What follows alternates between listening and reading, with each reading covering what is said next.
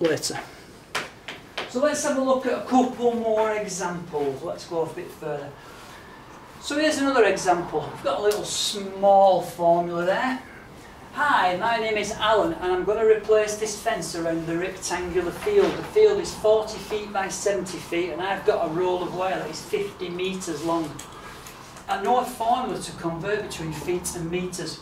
So can you help me work out if I have enough wire?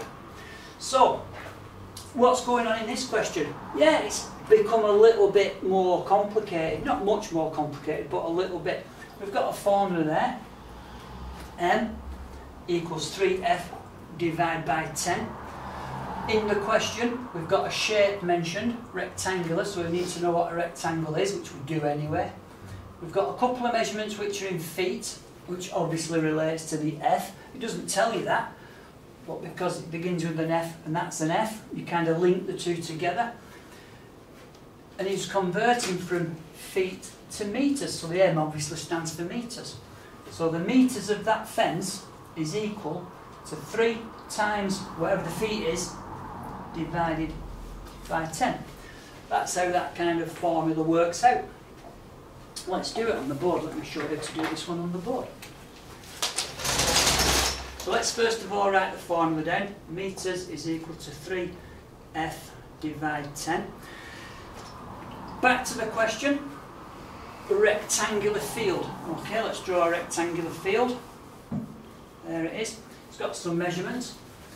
40 feet by 70 feet. So obviously the short side is 40, the long side is 70. It's going around the field. That's a perimeter question, isn't it? Yeah.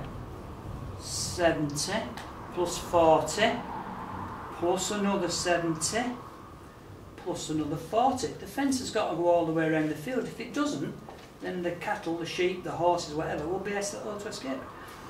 So now we know the fence is going from here, down there, along there, up there. So we add those four together. 70 plus 40 plus 70 plus 40, 220. That's the F, because they're feet, remember? They're feet. So now the formula reads M equals 3,220 divided by 10. Okay? What's missing? What's missing? The times sign, which goes in there. But again, we can't exactly follow the BIDMAS rule here because two numbers on the top, we've only got one number on the bottom. So we have to do the multiplication first. And we can do that because multiplication and division are the complete opposites of each other. M equals 3 times 220, 660. Divide by 10. M equals, dead easy to do, just cross the noughts off, 66. So that is 66 metres. Back to the question. Back to the question. I have a roll of wire that is 50 metres long. Has he got enough wire? No. The answer to the question is no. He doesn't have enough wire. Yeah. So, because he needs 66, yeah? In an exam, you have to make sure you put the answer no, yes. Yes, yeah. In the exam, the actual question says, well, it doesn't on here, but the question was said, does he have enough wire? You must put no. Yeah? That working out just backs up your answer. Yeah? But the answer is actually. Shall we ever go to an exam style question? Yeah, I think we will. Here we go. It's a tricky one, this one. Gabby wants to buy a flat. The cost of the flat is £175,000. The bank uses this formula to work out the mortgage that Gabby can get. M, mortgage, is equal to 4.625A. It tells you that the M stands for mortgage, the A is annual income. Gabby has an annual income of £34,000. She will have to pay a deposit for the flat. The deposit is the difference between the cost of the flat and the mortgage. Work out the deposit Gabby will have to pay. Okay? Work out the deposit Gabby will have to pay. Shall we do this together, or do you want to do it on your own? Shall we do it together? Yeah? Okay. Let me rub the board.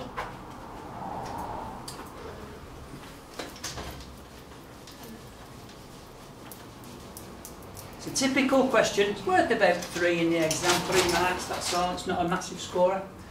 So first of all, let's get the formula down. The formula is m equals 4.625a. What do? We change that a for a number because we're not using letters. The mortgage she can get is equal to 4.625 annual income.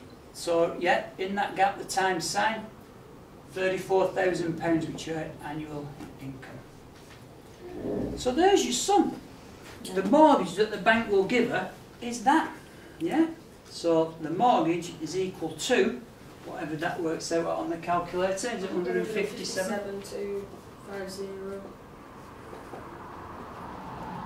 I thought that meant that was a deposit. I was thinking, yeah. No, that's the mortgage. Because remember, M stands for mortgage. Yeah. So the mortgage is equal to 157,250. That's what the bank will lend her.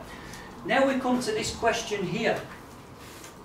The deposit is the difference between the cost of the flat, 175 grand,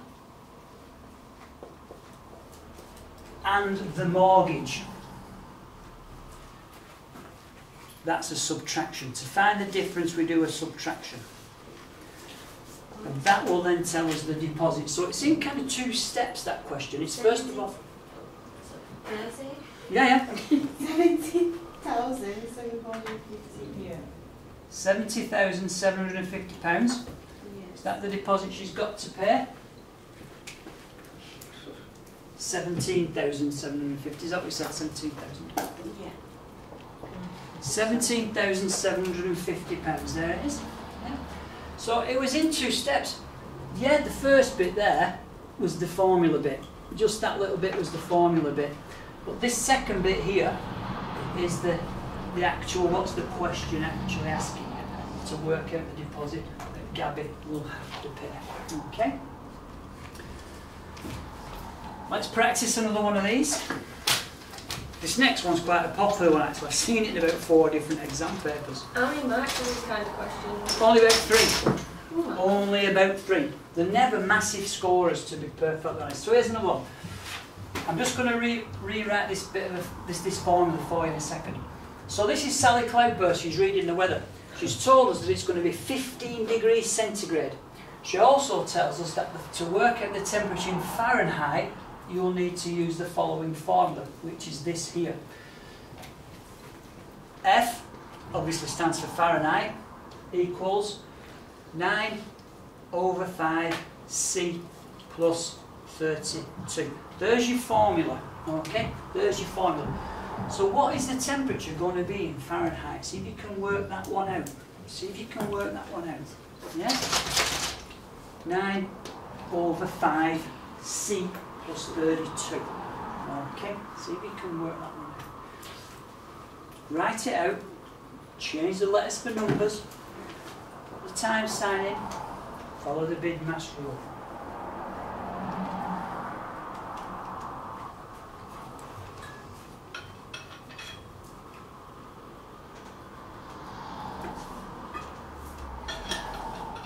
And then you can talk me through it in a minute.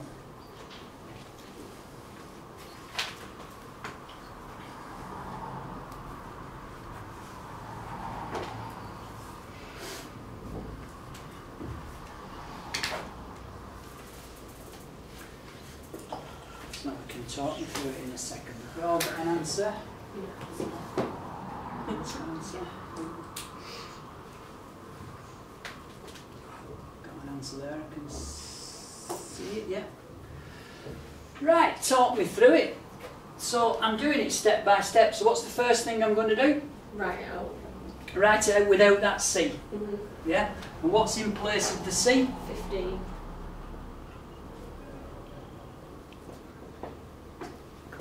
There's the 15. It's kind of hidden in the question. Yeah, it's hidden in the question. Centigrade 15C. Am I missing something? Yeah, times. Okay, let's do it. Let's apply the BIDMAS rule. What we're going to do first? The division. 9 divided 5. Yeah? So Fahrenheit is equal to 9 divided by 5, I think that's 1.8, Yeah. times 15 plus 32. What's next? The times. 18 times 1, 15? 27. 1.8, sorry, times 15. 27 plus 32. F equals 59. Yeah? So far, so good. We all got that? Yeah. Yeah, 5 instead of time. These are getting a bit too easy for you guys. Let's see if we're right. Let's see if Sally Cloudburst is right. Yeah, 59. 59 degrees. Okay. The sides. Okay, so far so good. Let's give you a little bit of a trickier one. There we go. And this is for you guys to do, not me. Tesco uses the following formula to work out mobile phone contracts. The cost is equal to M bracket 5N plus 1,000 close the bracket. Tony buys an 18-month contract with 500 texts per month. She also buys a new phone. In total, the contract and the phone was £1,179. What is the price of the phone? So on this giant phone on the left-hand side of the screen, we've got the cost is equal to the price in pence. Pence. The M stands for the number of months, and the N stands for the number of text messages per month. How much is it going to cost her for the phone? Okay, how much is it going to cost for the phone?